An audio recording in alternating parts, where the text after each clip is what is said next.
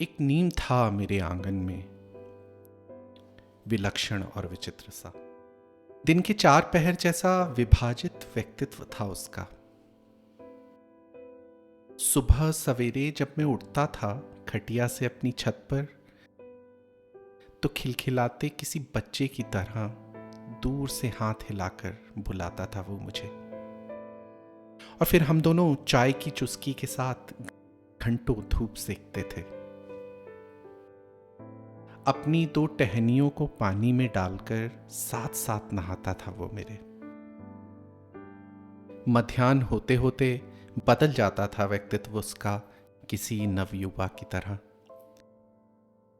सूर्य की वही धूप जो सुबह खुशनुमा लगती थी, दोपहर आते आते काटने लगती थी उसे। जैसे विद्रोही जवानी में सबको अपने माता पिता।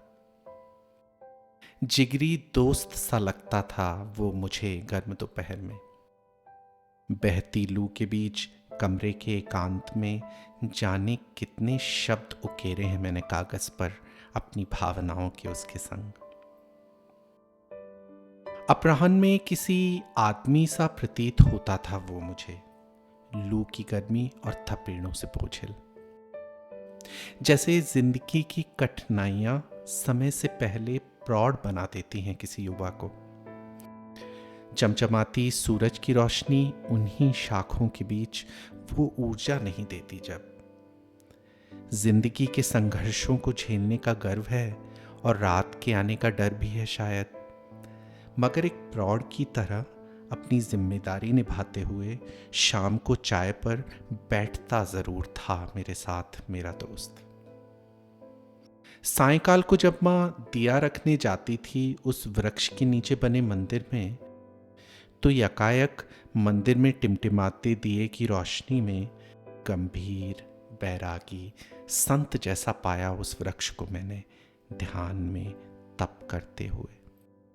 मानो कि सदियों से विराजमान है वो यहाँ, एक योगी की तरह सांसारिक चिंताओं से एकदम विरक्त।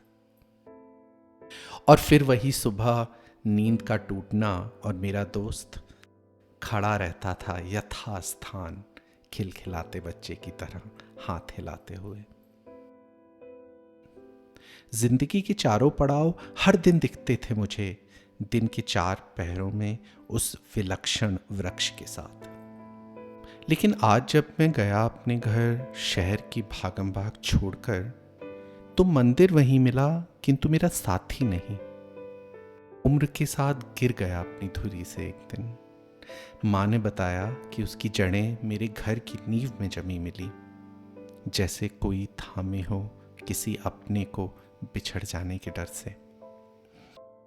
मेरे दोस्त की कटी सूखी लकड़ियों ने शायद सजाई होगी कोई मृत्युशैया किसी शरीर को जीवन के चार पहर से पार लगाने के लिए, जिसको समझने में पिरोने में अपनी सारी जिंदगी खपा दी उसने।